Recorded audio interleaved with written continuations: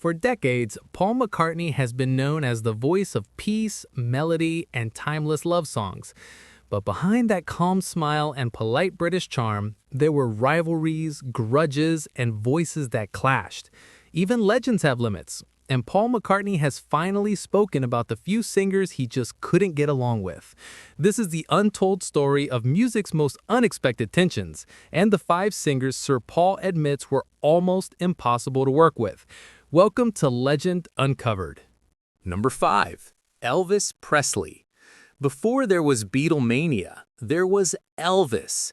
The king of rock and roll ruled the world long before Paul and John ever set foot in Abbey Road.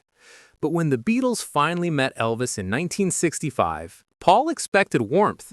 Instead, he got silence. Paul once said, "We walked in and he was just sitting there watching TV. I thought we'd talk about music, but he barely said a word." It wasn't hate, it was disappointment. The meeting between 2 of the biggest names in music history turned awkward, with each side unsure what to say. Behind the scenes, there was also competition. Elvis's career was fading and the Beatles were taking over the world. Some insiders claim Elvis even asked the White House to keep the Beatles out of America because he thought they were a bad influence. For Paul, the dream of meeting his idol became a reminder. Sometimes, heroes aren't who you expect them to be. Number 4. Yoko Ono.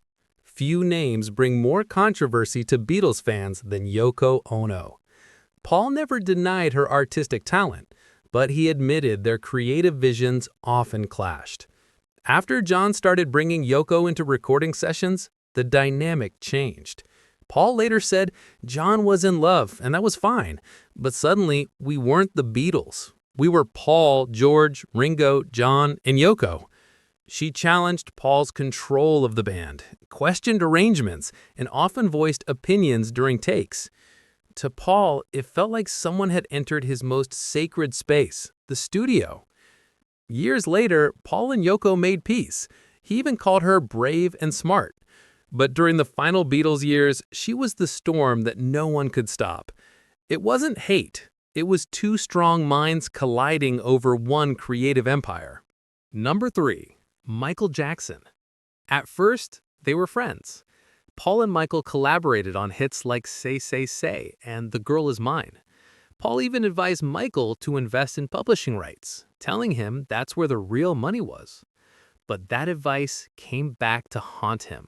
A few years later, Michael bought the entire catalog of Beatles songs for $47.5 million, outbidding Paul himself.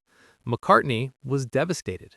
He said, "I thought he'd look after it for both of us, but he bought it for himself. That's business, I guess." The friendship never recovered. It wasn't personal at first, but for Paul, the betrayal cut deep. To him, the Beatles' music was sacred. To Michael, it was an investment. 2 geniuses, 2 visions, 1 broken friendship. Number 2. John Lennon. Paul and John were brothers, rivals, and soulmates, and sometimes enemies.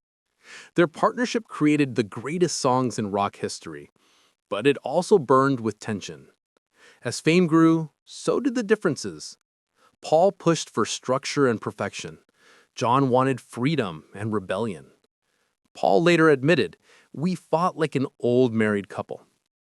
After the breakup, John's public comments hurt deeply. He called Paul boring, controlling, even fake.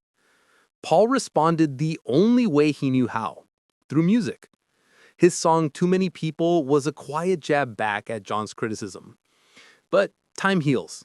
And before John's tragic death, the 2 had started reconnecting. Paul later said softly, "I told him I loved him. I'm glad I did."